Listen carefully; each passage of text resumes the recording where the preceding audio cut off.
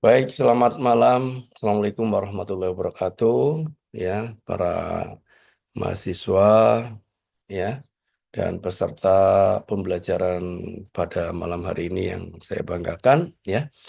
Pada kesempatan malam hari ini, teman-teman langsung tersambung di live streaming di YouTube kita, yaitu materi pembelajaran tentang melakukan tindakan CPR, ya, yaitu kardiopulmonari resusitasi, ya, khususnya pada populasi di dengan kondisi pasien emergensi, ya.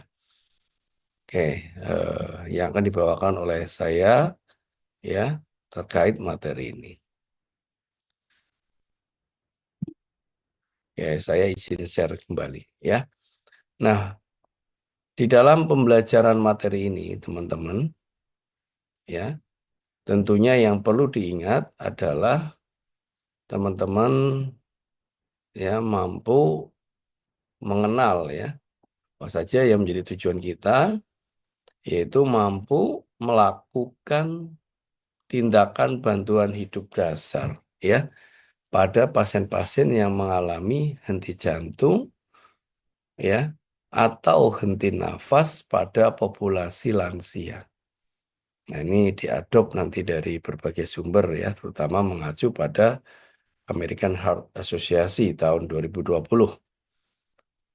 Nah, nanti apa yang terjadi perbedaan antara dewasa sebenarnya tidak ada limitasi, ya. Cuman teman-teman yang harus dipahami pada pembelajaran pada kondisi ini adalah populasi lansia. Nah, ditambah lagi nanti tujuan khususnya adalah diharapkan teman-teman mampu memahami tentang apa itu definisi PHD, kemudian menjelaskan konsep rantai kehidupan pada lansia, ya, secara umum pada orang dewasa sama ada chain of survival, dan menjelaskan pengertian CPR, dan juga mengidentifikasi tanda dan gejala serta prinsipnya nanti pada saat Anda mendemonstrasikan di kelas, itu Anda mampu melakukan tindakan RCP, ya, baik pada orang dewasa maupun pada lansia.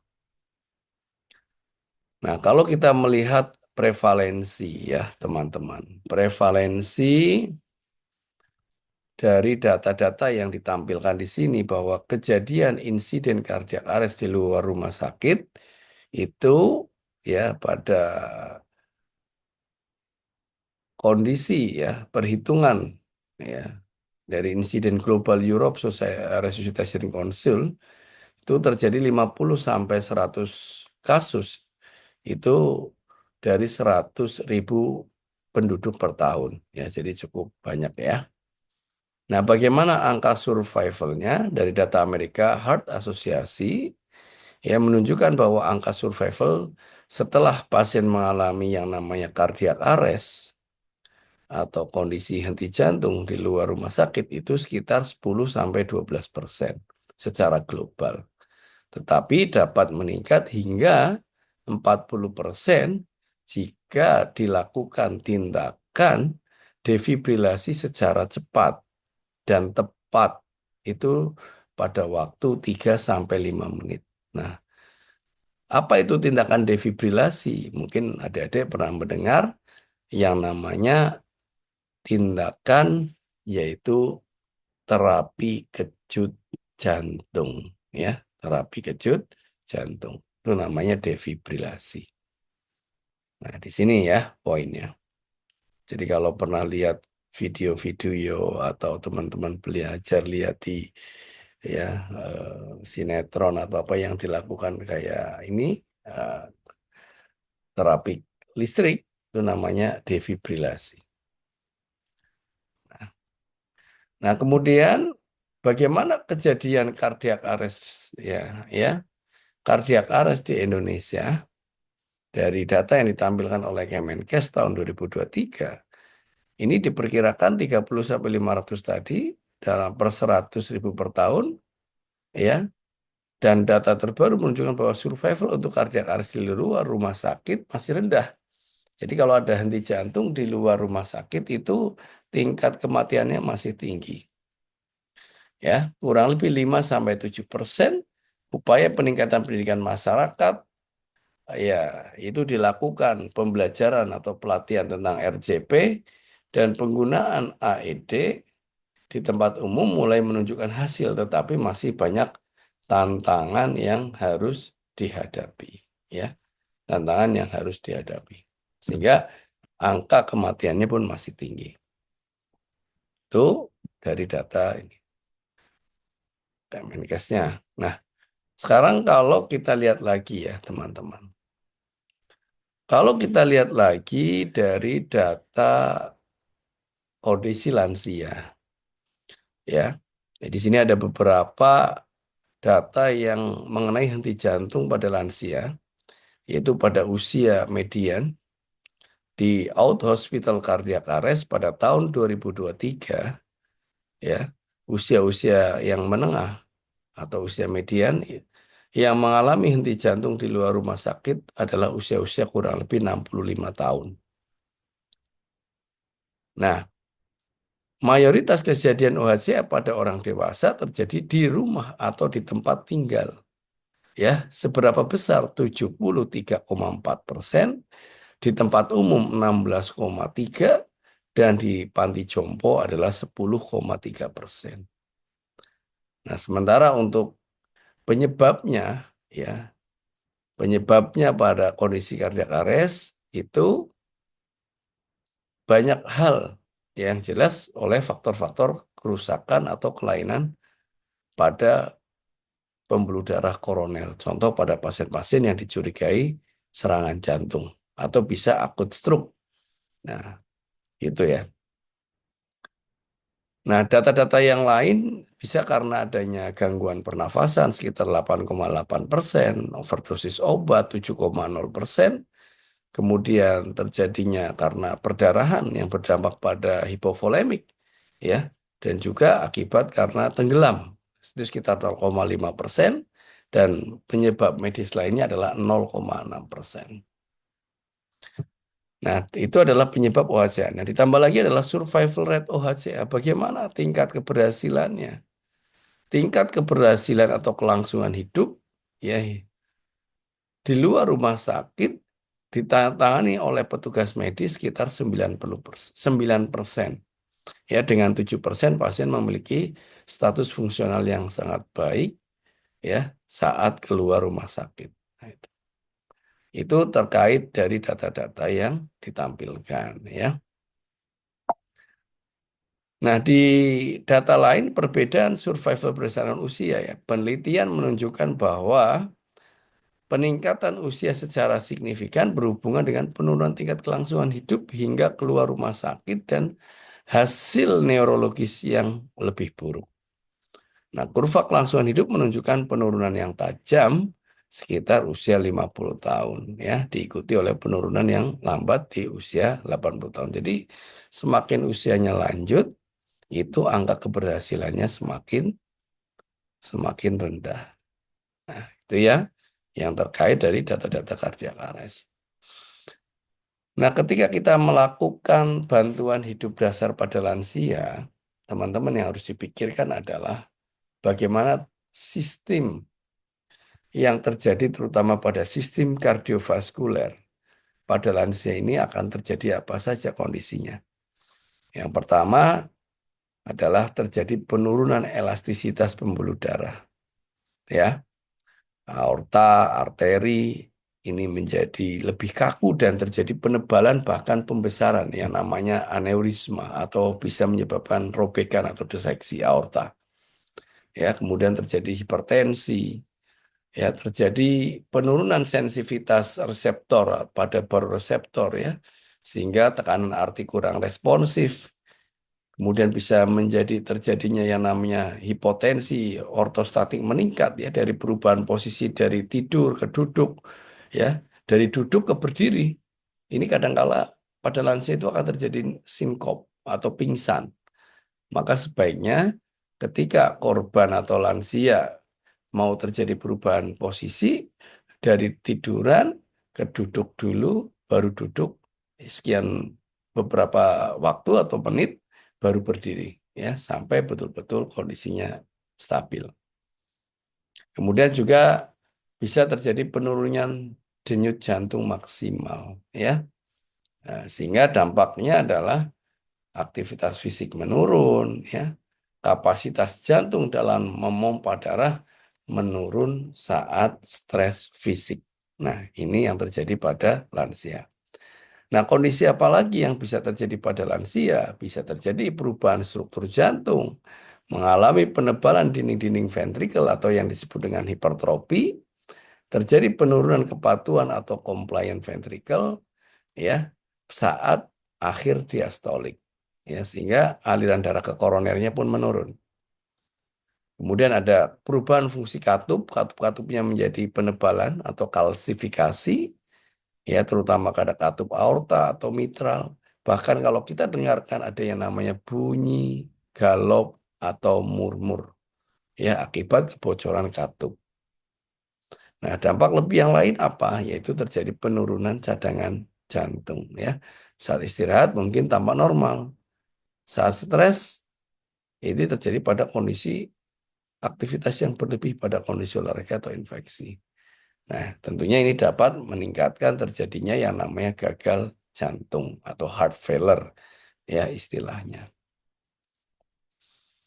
Nah, untuk pasien-pasien yang mengalami kondisi henti jantung secara umum, ya, kita melihat penyebabnya, ya. Seseorang kalau mengalami kondisi henti jantung itu bisa kita lihat ada istilah 5H 5T, terutama pada kondisi yang mengalami, yaitu PA. PA itu adalah pulseless electrical activity.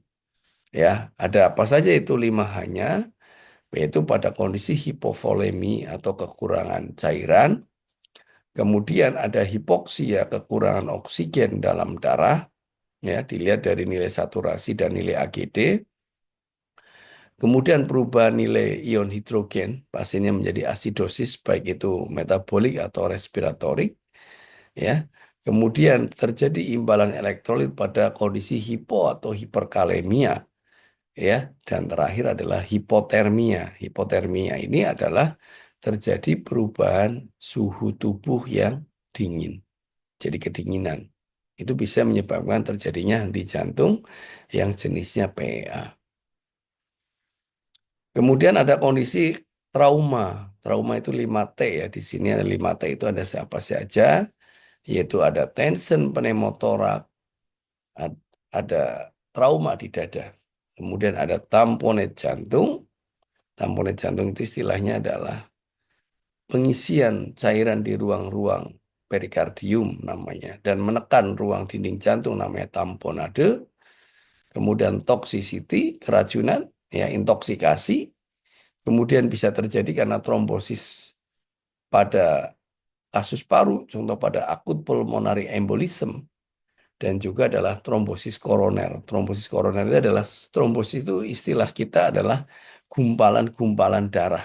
Itu trombosis atau kotoran-kotoran darah yang menyumbat pada aliran darah paru maupun aliran darah koroner, ya. Contoh pada kasus yang disebut dengan ACS, akut coronary syndrome, khususnya yang total oklusi pada kasus STEMI, ya. STEMI itu adalah ST elevasi miokard infark. Nah, terus apa lagi yang kita sering dapatkan, ya, dari prevalensi data seseorang yang bisa menyebabkan terjadinya cardiac arrest? Ini berbagai macam penyebab, ada tenggelam, ada serangan jantung, tersengat listrik, dan stroke. Ini data-data yang disebabkan oleh pada usia-usia lansia atau dewasa. Tapi kalau anak-anak, ya, umumnya bukan karena empat hal ini, tetapi karena adanya masalah gangguan di manajemen airway, ya, dan breathing. Entah itu pasien asfiksia atau pasien-pasien yang mengalami kondisi apa? Aspirasi, ya, tersedak yang tidak tertolong. Itu pada anak-anak. Tapi kalau pada lansia, orang dewasa, ya, umumnya ini akibat dari kalau nggak serangan jantung, tersengat listrik, stroke, dan tenggelam sebagai penyebab terjadinya cardiac arrest. Nah, bagaimana tantangan BHD pada lansia, ya? kalau pasien itu mengalami henti jantung, kita harus mau tidak mau harus melakukan RCP. Nah, bagaimana yang atau apa yang terjadi pada lansia? Satu, harus hati-hati. Karena apa? Tulangnya rapuh. Ya, resikonya apa? Fraktur atau patah tulang pada saat terjadi penekanan dinding dada atau istilahnya adalah osteoporosis atau kompresinya menjadi patah ya karena terlalu tekannya terlalu tinggi. Oke, yang kedua adalah gangguan pendengaran atau komunikasi saat meminta respon ya. Ini jadi menghambat di dalam penyampaian komunikasi. Kemudian adanya penyakit penyerta atau komorbid ya. Beberapa penyakit pada lansia kita sudah tahu ya di materi pembelajaran awal ada pneumonia, ada hipertensi, ada koroner, ada asma, ada gangguan DM, ada gangguan metabolik, ada osteoporosis. Nah, itu banyak hal, gagal jantung, gagal ginjal, kanker, itu semuanya ada. Sehingga ini tentunya akan mempersulit kepada pasien-pasien yang kita lakukan RCP. Nah, ditambah lagi pasiennya juga tinggal sendiri, ya, tinggal sendiri. Artinya kalau ada kegawatan, ketika ada orang minta bantuan itu nggak ada orang yang tahu. Maka ini menjadi keterlambatan di dalam minta pertolongan. Bahkan mungkin kejadian di lingkungan kita itu tidak ada fase henti jantungnya ketahuan. Tahu-tahu sudah meninggal keesokan harinya. Ya, pernah melihat kejadian fenomena di masyarakat ya. Diketahui seorang lansia meninggal seorang diri di rumah. Ya, tidak ada anak-anaknya karena mungkin kesibukan bekerja atau sudah tinggal dengan anak keluarganya. Nah, ini tentunya menjadi hambatan. Nah, ini secara umum ya ada perbedaan RCP pada orang dewasa dan lansia ya. Dari kondisi fisik, tulang rapuh, respon terhadap CPR bisa lambat tergantung komorbiditas ya untuk terjadinya ROSC. Teknik kompresinya harus hati-hati ya. Tapi tetap dipertahankan 5 sampai 6 cm. Cuman harus hati-hati jangan terlalu agresif. Resiko patah tulang dan pada dada atau rusuk sangat tinggi. Ya, kemudian kejadian di jantung lebih banyak karena penyakit jantung koroner ya. Bukan karena adanya kecelakaan atau kejadian lain ya, contoh tersengat listrik. Ya, tapi yang jelas karena penyakit pembuluh darah. Ada koroner, ada stroke. Nah, prognosisnya angka keberhasilan pada usia muda yang umumnya gampang ditangani. Tapi kalau pada lansia tentunya akan lebih kompleks lagi, akan lebih sulit lagi ya, karena banyak faktor-faktor yang menghambat tadi di dalam keberhasilan. Oke, setelah ini, setelah ini ya kita akan kenalkan ada yang namanya chain of survival. Teman-teman mungkin pernah melihat ya di beberapa buku literasi ada ada dua momen di sini ada IHCA, ada OHCA. IHCA adalah in-hospital cardiac arrest dan juga ada out-hospital. Urutannya apa nih? Urutannya kalau IHCA dimulai dari pengenalan awal dan pencegahan. Yang kedua, aktivasi respon darurat. Yang ketiga adalah CPR berkualitas tinggi, ya, defibrilasi, dan perawatan pasca henti jantung serta pemulihan. Itu pada IHCA. Nah, kalau pada out hospital cardiac arrest dimulai dari aktivasi respon darurat, CPR berkualitas tinggi, defibrilasi, resusitasi lanjutan dan perawatan pasca henti jantung serta pemulihan. Ya, serta pemulihan. Ini adalah alur di dalam rantai keberhasilan atau chain of survival menurut versi AH 2020, baik di IHCA maupun OHCA. Nah, bagaimana urutannya? Ya, teman-teman di dalam proses tindakan ada istilah yang mudah ditangani ini. Ya, yaitu ada istilah DRSCAB. Nah, istilah kita itu danger, respon, call for help, ya. Kemudian cek nadi, kalau nggak ada nadi, kompresi, airway, dan breathing. Nah, tuh.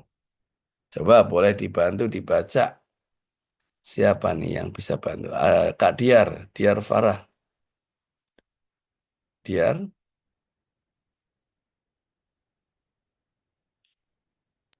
Iya, Pak. oke, silakan Diar dibaca dari atas ya. Very fine scan safety. Ya, atau dari judulnya dulu. BLS Healthcare Provider. Yuk.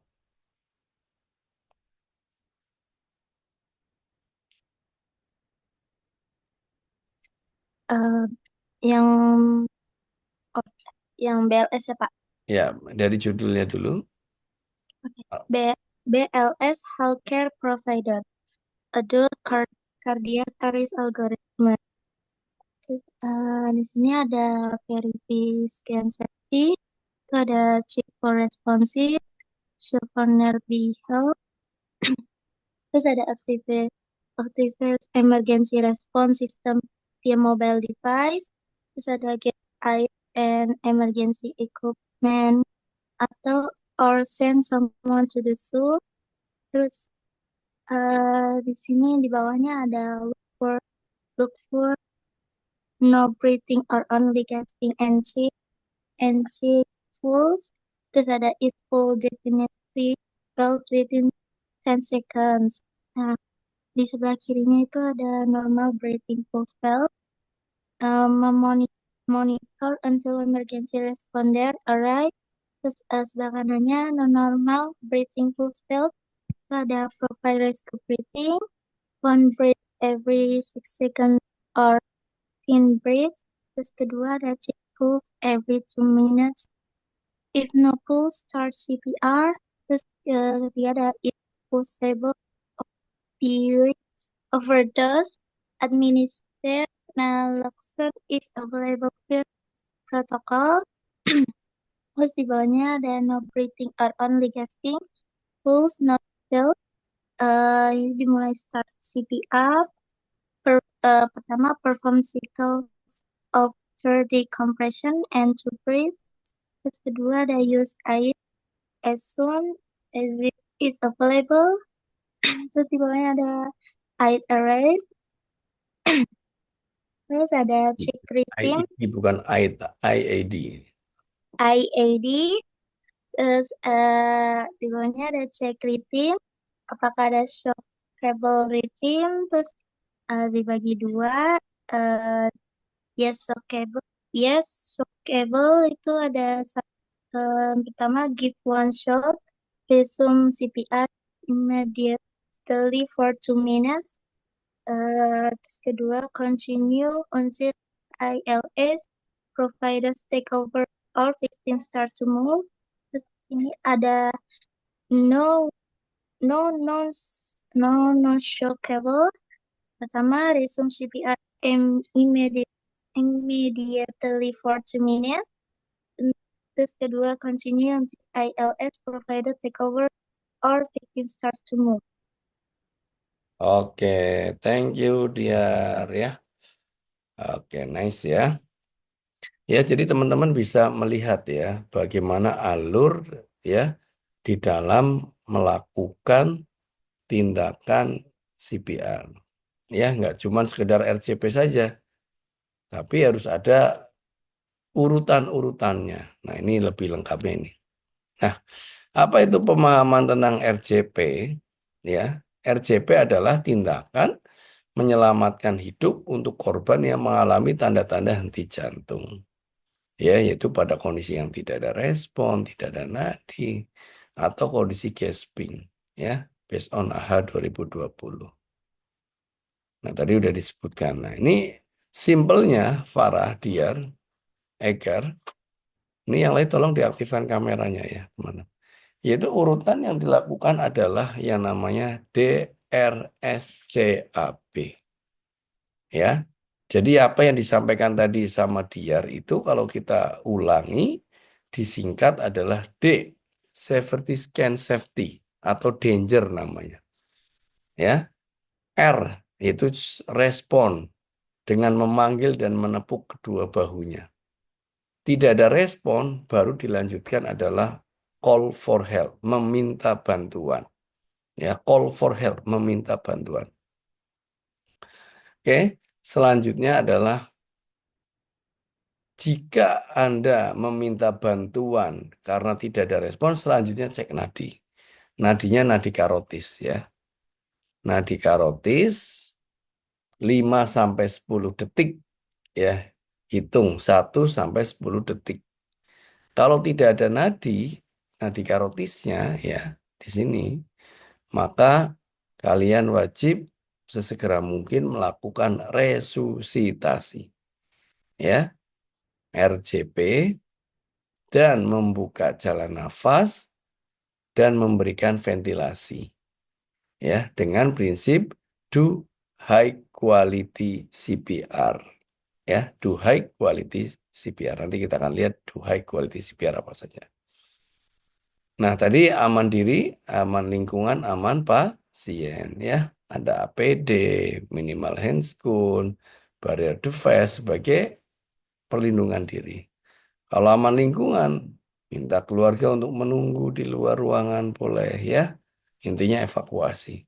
Kemudian aman pasien, kunci berangkat dan pasang handrail. Nah, ini untuk keselamatan. Nah, selanjutnya respon. Nah, kalau Anda lihat korbannya tidak ada respon, Anda sudah pakai handscoon, langsung ditepuk bahunya. Pak, Pak, Pak, Pak. Ya, namanya Sean and tap. Ya, dan panggil korban. Ya, ya, ya. Jadi antara tepuk dan goyang bahunya, dia ada respon atau tidak. Ya, kalau tidak ada, lapor, telepon. Ya, tidak ada respon, teman-teman segera panggil bantuan ya. Berteriaklah dengan memanggil dengan menggunakan handphone ya, agar apa? Agar bisa segera tersambung. Misalkan telepon ambulans 119 ya, atau ke rumah sakit terdekat. Kalau di rumah sakit gimana? Kalau di rumah sakit kita bisa menggunakan aktivasi kode biru. Ya, sekali lagi aktivasi kode biru. Pernah dengar istilah kode biru, kode biru, kode biru? Ya, berarti menunjukkan ada pasien yang sedang dalam kondisi apa? Henti jantung, henti nafas, atau kondisi tidak sadarkan diri. Oke. Selanjutnya, teman-teman, Anda lihat lagi ya. Begitu Anda lihat tidak ada respon, sudah minta bantuan untuk membawakan alat AED. AED itu apa tadi singkatannya? Automatic External Defibrillasi. Ya, setelah itu Anda pada posisi yang nyaman, posisi yang tepat, cek nadi karotisnya. Nah, ya di sini dicek tuh nadi karotisnya. Lihat fotonya, orangnya berada di samping korban. Dan ceknya tidak boleh menyeberang begini, lihat tangan saya. Jadi searah dengan penolong. Ya, searah dengan penolong. Dan waktunya bersamaan. Check for breathing and pulse at the same time. Artinya apa? Dalam satu waktu. Antara pandangan dan cek nadinya. Bisa dipahami ya? Oke, lanjut. Ya, selanjutnya adalah bagaimana hasil dari pemeriksaan nadi tersebut. Ya, selama 5-10 detik Anda raba dengan 2 jari, hasilnya bagaimana? Ada 3. Yang pertama, jika nadinya teraba berarti ada denyut jantungnya. Artinya ada kehidupan. Maka cek nafasnya. Lihat nafasnya. Kalau nafasnya ada atau tidak. Karena satu waktu ini. Nadi teraba dan nafas ada. Cukup recovery posisi. Ya. atau tata laksana lanjutan ya dengan melanjutkan tata laksana pasca henti jantung atau ROSC ya. Itu kalau di ACLS dibahas. Kemudian kalau nadinya teraba tapi nafas tidak ada. Nah, ini yang harus diperhatikan. Kalau nadi ada, nafas tidak ada, berarti pasiennya henti nafas. Nah, kalau henti nafas diapain? Cukup dilakukan bantuan nafas saja. Sebanyak berapa? 10 kali per menit dan evaluasi tiap 2 menit. Kalau 10 kali per menit berarti berapa kali tiap ini ya tiupan. Nah, tiap berapa lama detikannya? Berarti 6 detik ya, tiap 6 detik. Nah, kondisi yang ketiga adalah apabila keduanya tidak menunjukkan tanda-tanda sirkulasi dan pernafasan. Berarti pasiennya sudah mengalami henti jantung. Diapain? Di RJP. Gitu ya. Nah, bagaimana cara melakukan RJP? Anda lihat di sini, teman-teman. Kalau RJP, satu yang harus dipahami, posisi korban. Posisi korban harus apa? Datar di tempat yang keras. Kalau nggak ada, Pak, bagaimana kalau di tempat tidur yang empuk? Ya, tidak boleh. Maka Anda harus cari papan yang keras. Kalau di ubin aman. Ini namanya CPR board. Ya, CPR board. Nah, posisinya berada di samping korban, perhatikan posisinya tegak lurus, ya, posisi tegak lurus. Kekuatan berada di bahu, ya, posisinya seperti ini, ya, untuk mencegah cedera. Nah, Anda lebih lihat lagi nih, tujuan RCP nih bagaimana, ya, melakukan do high quality CPR. Coba boleh dibaca lagi sama Egar. Apa prinsip-prinsip do high quality CPR? Silakan, Egar. High quality CPR itu yang pertama, push hard and push fast. Yang kedua itu ratio of 30 compression to birth. Yang ketiga itu depth of at least 5 cm for adult. Yang keempat itu allow complete chest recoil.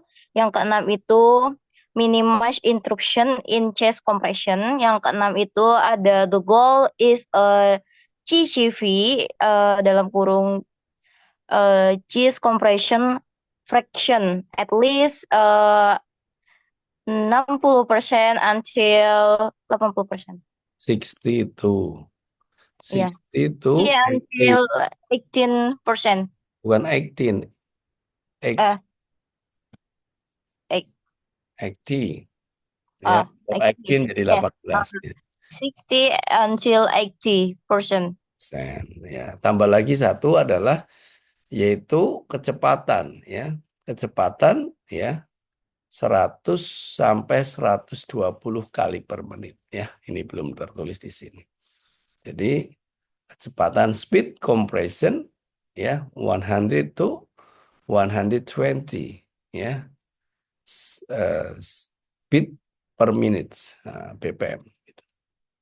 Ya, itu diingat-ingat ya. Jadi saat melakukan RJP nggak sembarangan. Ada ukurannya untuk pada orang dewasa. Nah, pada lansia yang harus diperhatikan apa tadi? Harus hati-hati. Karena bisa mempengaruhi struktur tulang patah. Apalagi orang dewasa saja kemungkinan patah tinggi, apalagi lansia. Tapi kita upayakan tidak mengurangi kualitas. Karena gara-gara takut RJP, jadi RCP-nya pelan-pelan, nggak dalam-dalam, ya salah juga. Gitu ya. Oke, untuk lokasinya ya, yaitu pada tumit penolong di atas tulang sternum, ya di setengah dada bagian bawah. Jadi kalau diukur adalah setengah bagian bawah. Nah, bagaimana terkait dengan coronary perfusi pressure ya? Ya, jadi kalau kita melakukan RCP ya sirkulasi sistemik, ditambah lagi perfusi koronernya bagaimana? Nah, tentunya ini menjadi penting. Ya.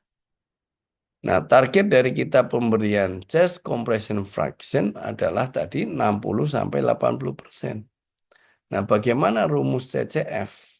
Ya, yaitu aktual chest compression time atau waktu yang dibutuhkan saat kita melakukan RCP berapa dibagi total code time-nya. Ya, berapa? Nanti hitungannya berapa persen. Nah, gitu. Healthcare providers interrupt compressions far too often and for too long. In some cases, spending 25 to 50% of a resuscitation attempt without delivering chest compressions. Chest compression fraction, or CCF, is the proportion of time during cardiac arrest resuscitation when chest compressions are performed. CCF should be, ideally, greater than 80%. Healthcare providers can calculate CCF using a feedback device or manually by using two timers. One timer measures the total code time from code start until code stop or ROSC, and a second timer that measures the total chest compression time. Each time chest compressions are stopped, the timer is stopped. The timer would resume when chest compressions are resumed. The chest compression time is then divided by the total code time. Oke ya, itu bagaimana cara menghitung CCF-nya. Nah, ketika kita melakukan RCP, ya, ketika kedua tangannya sakit, bagaimana? Bisa digantikan dengan satu tangan. Ya, satu tangan, kemudian pegangin, terutama pada kasus yang mengalami peradangan sendi. Contoh adalah artritis. Nah, itu diperbolehkan. Tetapi kalau ada penolong yang sehat, yang kuat, segera digantikan. Ya. Nah, jika kompresi sudah, tadi rasionya adalah 30:2. 30 RCP, 2 ventilasi. Kalau sudah, teman-teman melanjutkan untuk memberian ventilasi atau memberikan tiupan kalau menggunakan alat. Kalau nggak ada alat nggak bisa. Namun syaratnya harus dibuka dulu mulutnya. Ya, di materi yang kemarin adalah head till chin lift atau topang atau tengadah kepala topang dagu. Nah, itu ya. Itu untuk membuka jalan nafas agar tidak terjadi obstruksi. Kalau ini ada kondisi yang namanya jautras. Kalau jautras adalah kondisi yang tentunya pada korban yang mengalami kecurigaan trauma pada tulang servikal. Ya, maka tindakannya adalah jautras manuver. Oke. Loh, bagaimana ketika kita memberikan ventilasi? Head till chin lift sudah dilakukan, alatnya nggak ada. Kalau tidak ada alat di dalam memberikan ventilasi, ya teman-teman, maka ventilasi tidak boleh diberikan. Cukup RJP saja. Perhatikan ya, kalau kalian melakukan tindakan RJP kok alat tiupannya nggak ada, cukup di RJP saja. Nah, alat apa sih yang dimaksud ini? Alatnya ada alat BVM, backing valve mask ya. Ini backing valve mask ya. Dengan menggunakan cara pengunciannya adalah IC clamp. IC clamp, teknik ya of holding the mask while lifting the jaw. Kayak itu. Kemudian ada double C clamp ya pada kasus two rescuer. Ya, pada kasus dengan pemberian nafas bantuan, ya, two rescuer, ini dengan pemberian nafas bantuan, tentunya ini lebih efektif, ya, volumenya lebih banyak mengisi udara, tapi sekali lagi tidak boleh berlebihan, cukup sampai dada mengembang saja, ya, atau istilahnya kalau mau ditakar ya 500-600 mili. Ya, kurang lebih dipakai ukuran tidal volume ya, 6-8 cc per kilo, itu udah cukup. Nah, rescue breathing dilakukan pada kondisi yang bagaimana? Ya, satu, jika sudah ada nadi tapi nafas tidak ada. maka rescue breathing diberikan sebanyak 10 kali per menit, ya. Artinya setiap 6 detik diberikan, evaluasi setiap 2 menit. Itu dilakukan. Prinsipnya atau kuncinya ada nadi. Oke, untuk selanjutnya adalah ada alat AED. Ya, perhatikan ya teman-teman, ini ada alat AED. Namanya Automate External Defibrillation. Adalah alat untuk memberikan terapi kejut listrik. Barangkali kalian bisa lihat nih, alat-alat ini adanya di tempat-tempat umum. Ya, di fasum, di pasar modern, di bandara, di terminal, ya, atau di stasiun Gambir ya. Nah, biasanya di tempat-tempat yang termasuk kondisi yang sudah maju tempatnya ya.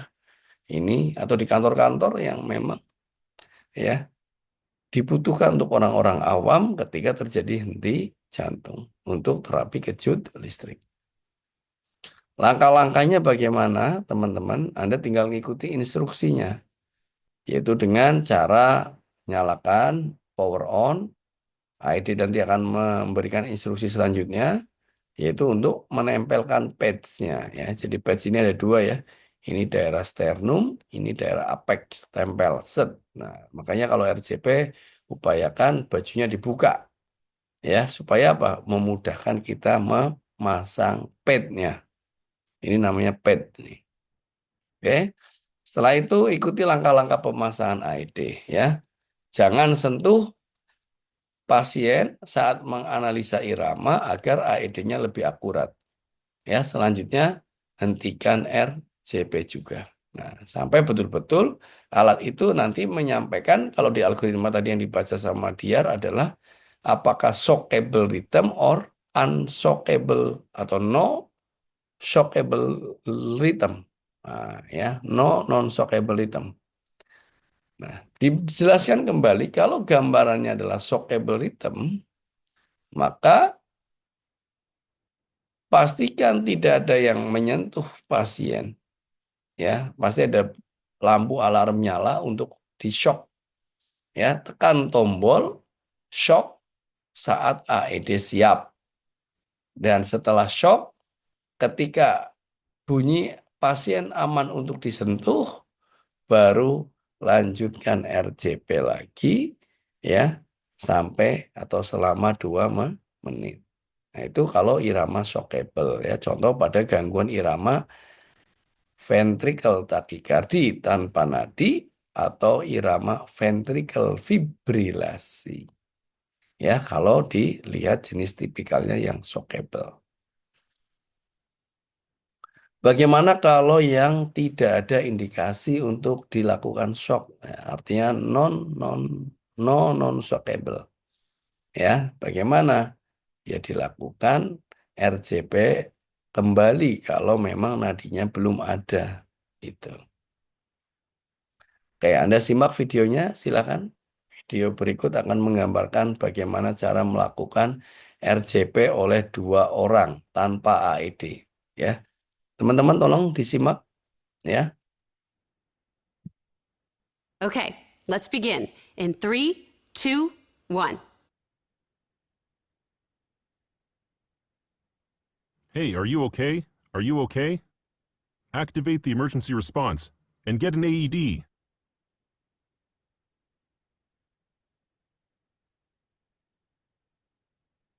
There's no breathing, no pulse.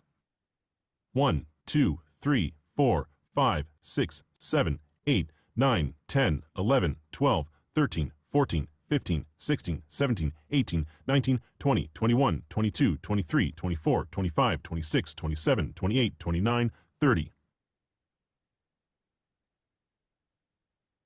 1, 2, 3, 4, 5, 6, 7, 8, 9, 10, 11, 12, 13, 14, 15, 16, 17, 18, 19, 20, 21, 22, 23, 24, 25, 26, 27, 28, 29, 30. 1, 2, 3, 4, 5, 6, 7, 8, 9, 10, 11, 12, 13, 14, 15, 16, 17, 18, 19, 20, 21, 22, 23, 24, 25, 26, 27, 28, 29, 30. Oke, Anda simak kembali ya. Urutannya mulai dari DRSCAB. Silahkan disimak lagi. Okay, let's begin. In 3, 2, 1. Oke, ini danger. Ya, selanjutnya respon. Cek respon. Hey, are you okay? Are you okay? Activate the emergency response Oke, and get an AED. minta bantuan, cek nadi. Nanti tolong diingat-ingat ya, nanti akan dipraktekkan di kelas. There's no breathing, no pulse. 1, 2, 3, 4, 5, 6, 7, 8, 9, 10, 11, 12, 13, 14, 15, 16, 17, 18, 19, 20, 21, 22, 23, 24, 25, 26, 27, 28, 29, 30. Oke, ini high quality CPR ya, 30/2. 1, 2, 3, 4, 5, 6, 7, 8, Efek gua udah 9, bilang, 10, 11, gua 12, langsung udah nggak ada 13, efek gua. 14, 15, Efek 16, itu anjir 17, ada. 18, 19, 20, 21, 22, 23, 24, 25, 26, 27, 28, 29, 30. 1, 2, 3, 4, 5, 6, 7, 8, 9, 10, 11, 12, 13, 14, 15, 16, 17, 18, 19, 20, 21, 22, 23, 24, 25, 26, 27, 28, 29, 30. Oke, ini dilakukan sampai ada tanda-tanda kehidupan ya, sampai RCP terus ya, sampai dinyatakan stop RCP. Salah satunya adalah tanda-tanda kehidupan atau kematian. Oke, selanjutnya kalau yang menggunakan AED, perhatikan yang menggunakan AED. Silakan disimak ya. Teman-teman masih bisa menyimak? Masih, Pak. Oke, Anda simak lagi. Everybody step back, please. Scene is safe. We can take it from here, sir. Oh, you guys got here quick. Hey, can you hear me? Are you okay? He's not responding. He's not breathing normally, just gasping. Grab the AED.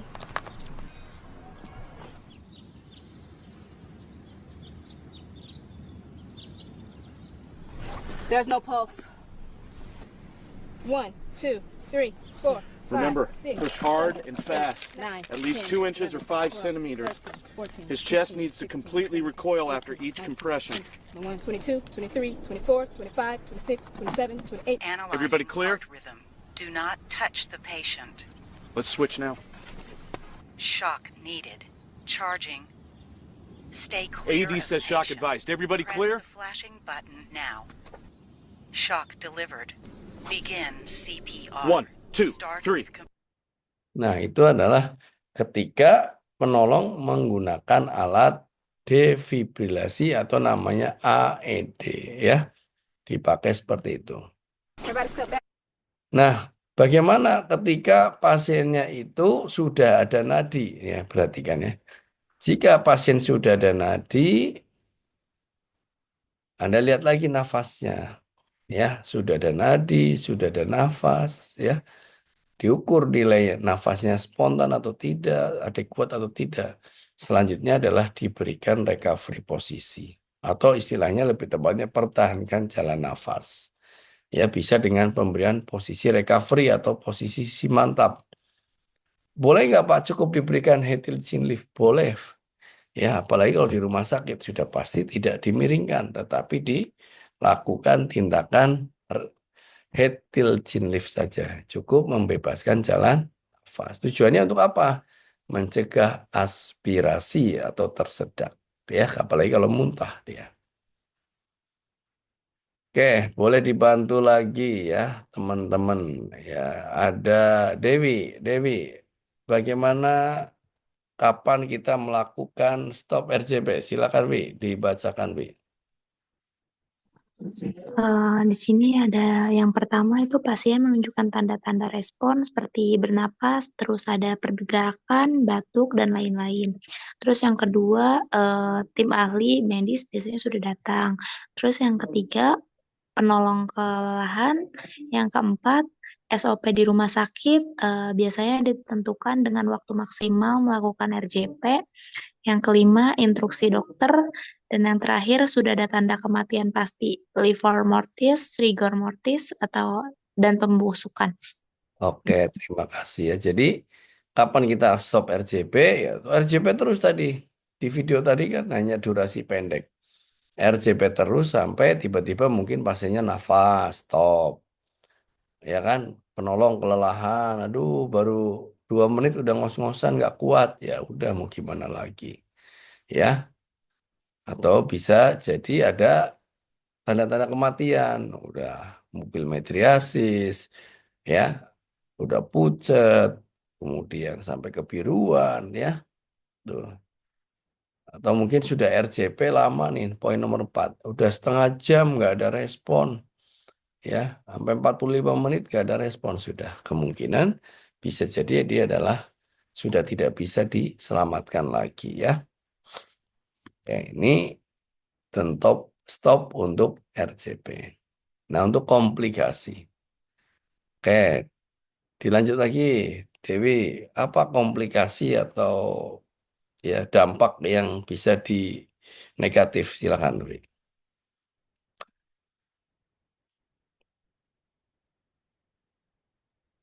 Ya, Dewi silakan dibaca. Ada komplikasi RJP. Yang pertama ada komplikasi kompresi. Itu ada fraktur iga atau sternum, hemoragik atau kontusio iga, lalu hemoragik media sternal anterior, Schleierkes, laserasi atau ruptur hati dan limpa, emboli udara, ruptur aorta. Lalu ada komplikasi ventilasi, ada gastric insuflasi, dan peningkatan tekanan intratoraks itu menurunkan cardiac output. Oke ya, ini jadi dampak dari ketika melakukan RJP, apalagi ini lansia. Akan mungkin sekali dia namanya fraktur iga sternum, ya, perdarahan, ada flail chest ya, fraktur beberapa segmen ya, emboli udara, aorta ya. Ini sangat mungkin sekali. Makanya betul-betul ya harus diperhatikan dan ekstra hati-hati. Kalau enggak, ya pastinya bisa jadi ada tadi dengan komplikasi atau mungkin nggak terselamatkan, tapi sudah di RJP nggak selamat, komplikasinya ada ya, ya. Tapi yang penting kita sudah berupaya sesuai dengan teori yang sudah ada, ya. Oke, itu ini adalah referensi-referensi yang didapatkan ya. Oke, baik teman-teman.